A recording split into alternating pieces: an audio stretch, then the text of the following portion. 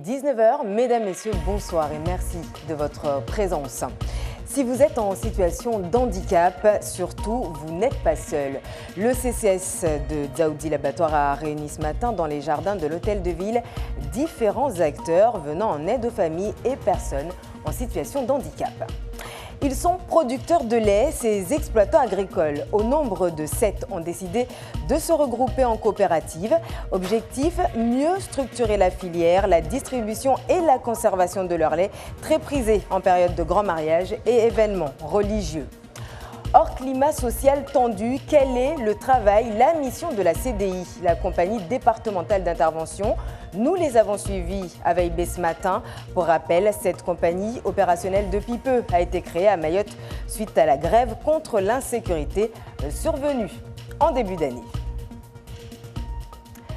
Avoir un parent, un enfant en situation de handicap, une situation souvent lourde au quotidien pour les familles. Beaucoup se sentent seuls et n'osent pas parfois aller chercher de l'aide. Pourtant, il existe des structures insuffisantes, certes, mais elles existent pour soulager, accompagner les familles. Et c'est justement le message qu'a voulu passer aujourd'hui le Centre communal d'action sociale de l'Abattoir qui a organisé une manifestation en ce sens. Hachim Saïd Hachim, Assad Dirazafitseno. Hassanati est mère de 4 enfants, dont 2 en situation de handicap.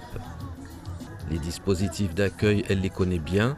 Actuellement, sa situation administrative ne lui permet pas de bénéficier des aides légales pour ses enfants. Autre difficulté, cette mère de famille garde ses enfants à domicile.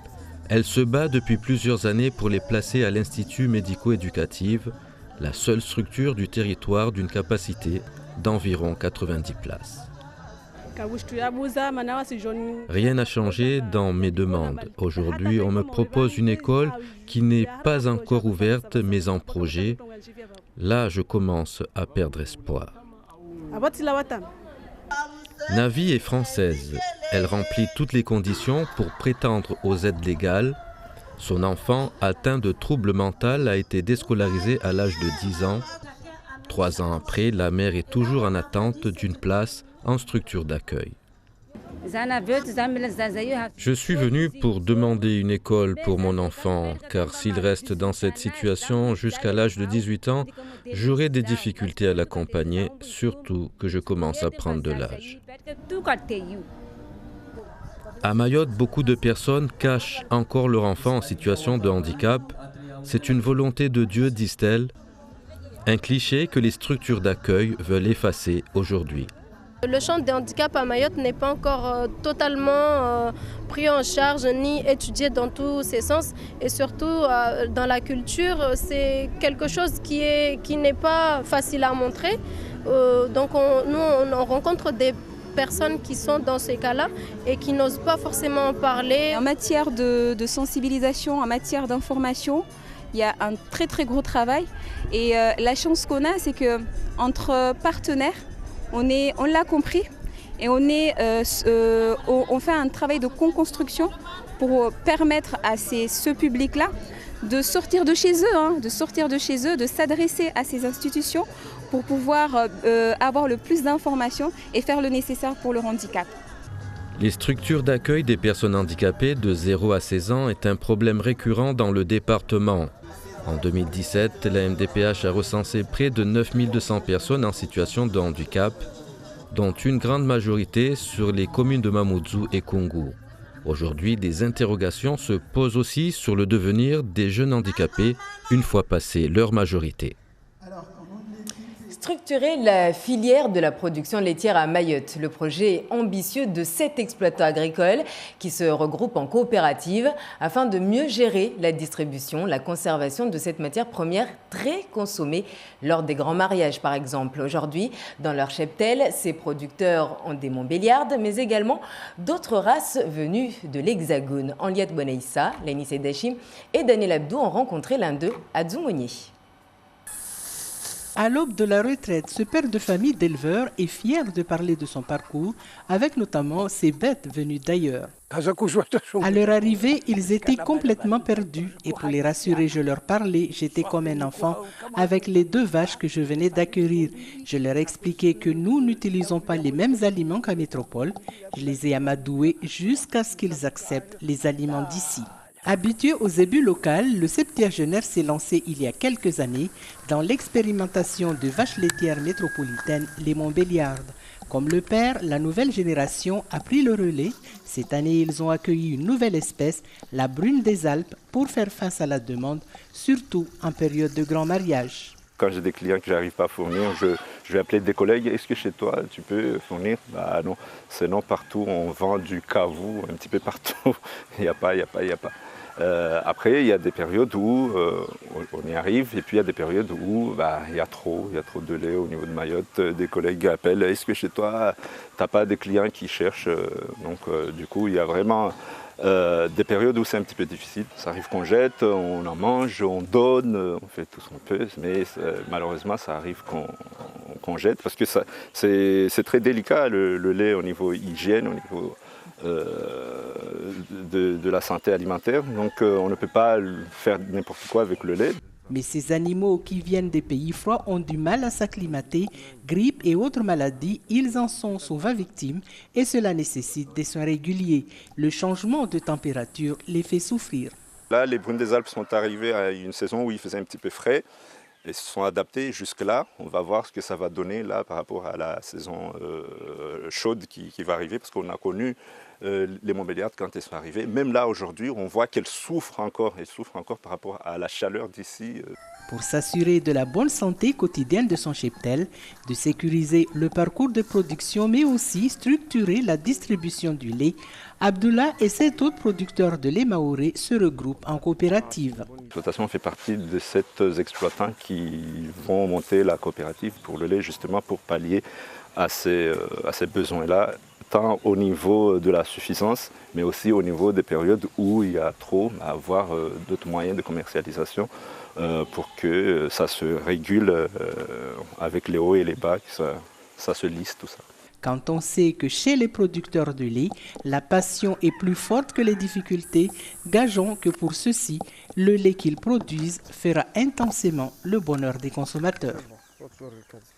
L'histoire, la culture, le peuplement des îles et pays du canal de Mozambique, l'objet d'un colloque international organisé sur 3 jours par le conseil départemental, s'est ouvert aujourd'hui. Colloque en partenariat avec les universités de Maputo, Nairobi et Dar es Salaam. Les détails avec Laini Seydachim, Youssouf Ahmed Matoir.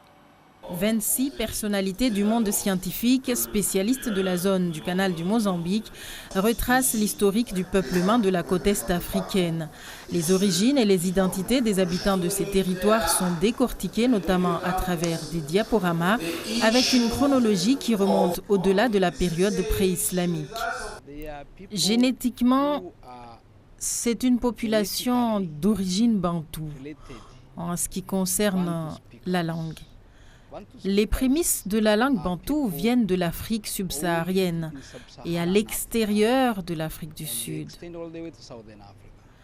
Ensuite, la population a émigré vers la mer pour venir s'installer sur les îles Comores, Mayotte, Madagascar, etc. Les recherches menées sur l'archipel des Comores présentent des singularités et des convergences sur le plan sociétal, mais une chose est sûre, certaines pratiques de la vie quotidienne mahoraise sont similaires à ses voisins. Cette histoire, cette historique, on peut dire, c'est comme un roman d'un peuple qui circule dans cette zone, la zone des Comores, Zanzibar, et on retrouve un peuplement qui fonctionne avec les mêmes similitudes avec la région d'Éthiopie, notamment sur la morphologie, c'est une population noire. Et lorsque j'étudie les Comores, je retrouve les mêmes typologies, les mêmes traits, les mêmes traditions. Et dans cette zone où les populations ont les mêmes fonctions, je peux donner un exemple. Par exemple, dans la vie quotidienne, notamment sur les matériaux, on a la poterie qui servait par exemple à conserver l'eau, préparer le repas ou stocker certaines choses. Pour les défenseurs de la langue et tradition mahoraise, cet éclairage sur notre histoire riche d'influences diverses permet de mieux construire notre identité. Ils ont fouillé, ils ont trouvé et ils nous disent ce qu'ils ont trouvé. Je suis content tout simplement aujourd'hui de comprendre qu'avant les Arabes, les Bantous étaient là et que ces Bantous ont nommé ces lieux. Cet endroit s'appelle Kwamocho, parce qu'il y a eu le volcan. Et ça, je ne l'aurais jamais compris. Je me serais seulement agrippé sur le kamr de l'arabe qui vient dire la lune, alors que ce n'est pas ça, c'était plutôt le volcan Kwamocho. Cette conférence internationale consacrée aux civilisations du canal du Mozambique pose les premiers jalons d'une plateforme de recherche et ouvre un espace d'échange des projets, des sources et des données entre les chercheurs de notre région. Lutter contre les violences urbaines, rétablir l'ordre public et appuyer les forces de l'ordre, justement, la mission des hommes de la CDI, la compagnie départementale d'intervention. Rappelez-vous, en octobre dernier, une vingtaine d'entre eux sur 52 finissaient leur formation. Nous avons tenté de savoir aujourd'hui comment ces hommes étaient mobilisés lorsque le climat social était plutôt calme, comme en ce moment. Al-Dalidi, Yasmine Jaffar nous embarque avec eux. En compagnie de la section 3 et de la section 1, je me rends sur Vaibé pour débuter l'opération LIC de ce matin. Une opération LIC, dans le jargon policier, l'acronyme désigne toutes les actions de lutte contre l'immigration clandestine. Ce matin, 16 hommes accompagnent le capitaine Thor dans cette descente.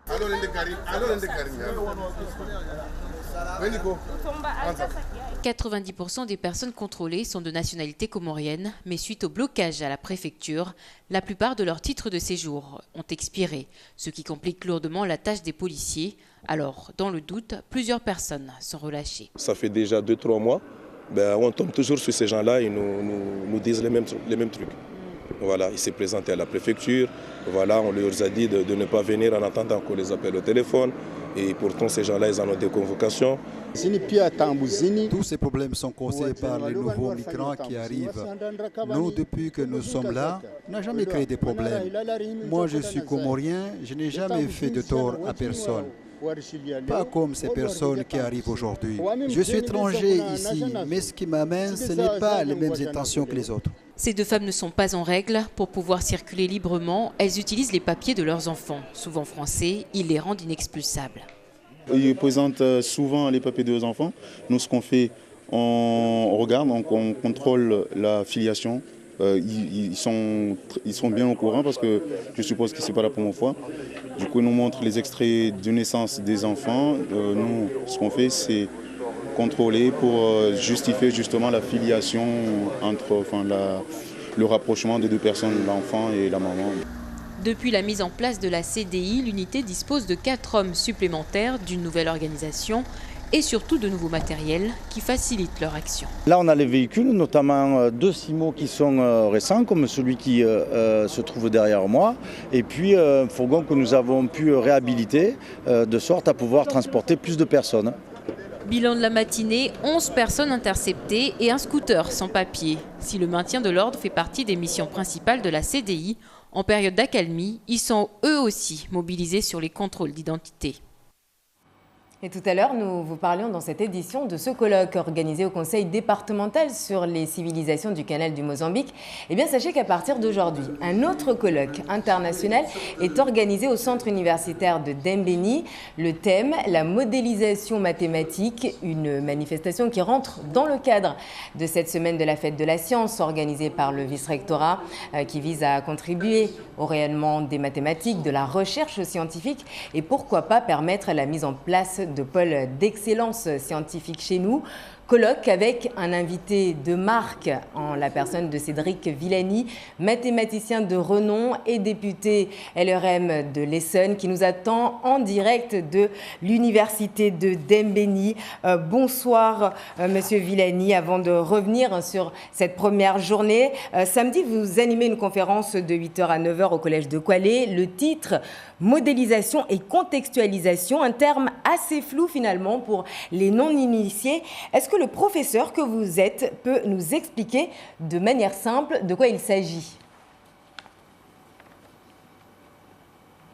Oui, bonsoir. Merci beaucoup pour cette introduction des sujets que nous allons évoquer, que nous avons déjà évoqués aujourd'hui, que nous évoquerons demain.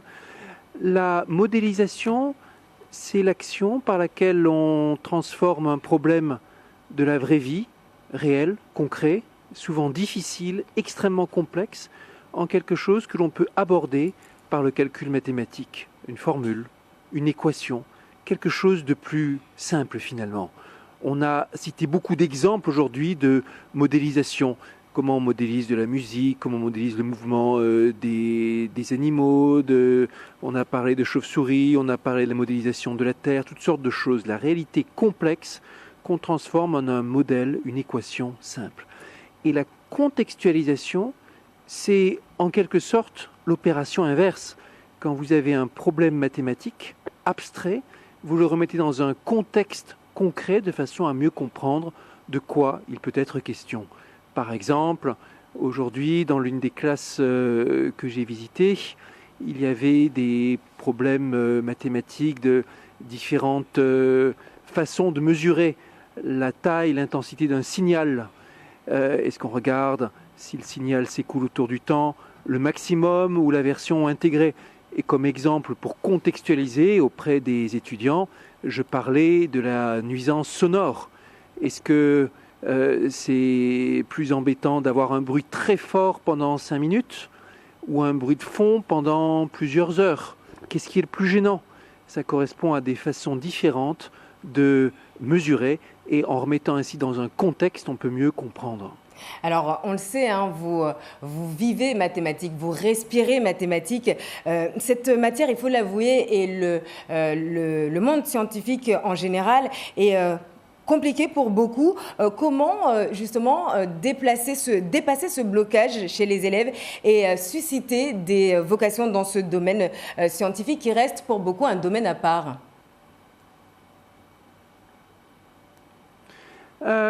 D'abord, il faut bien comprendre que un mathématicien travaille, nage, si on veut, dans les équations mathématiques, mais pour sa vie de tous les jours et pour sa façon de voir les problèmes, c'est exactement comme tout le monde.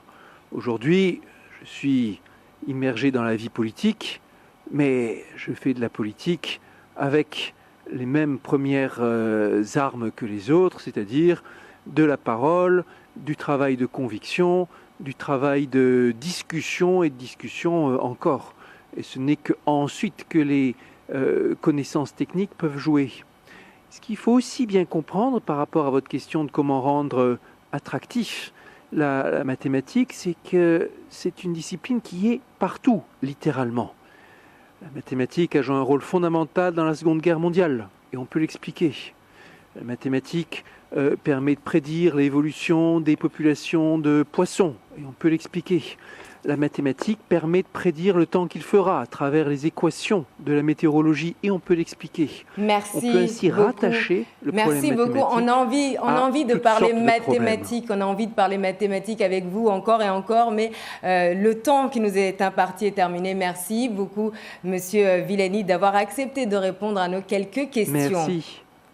Et voilà, ce sera tout. Voilà qui met un terme à cette édition. Merci de votre attention. Avant de nous quitter, je vous rappelle le message aujourd'hui du Centre communal d'action sociale de la ville de Dzaoudi l'Abattoir aux familles ayant à charge des personnes en situation de handicap. Vous n'êtes pas seul. Des structures existent et peuvent vous aider, vous accompagner au quotidien. Il suffit de se faire connaître. Associations, institutions, collectivités sont à vos côtés pour toute aide ou même démarche, même si tout cela est encore insuffisant. Restez avec nous. Zouria Hamza est impatiente de vous retrouver pour le journal en Chimanré. Passez une très belle soirée sur La Première et à demain, 13h.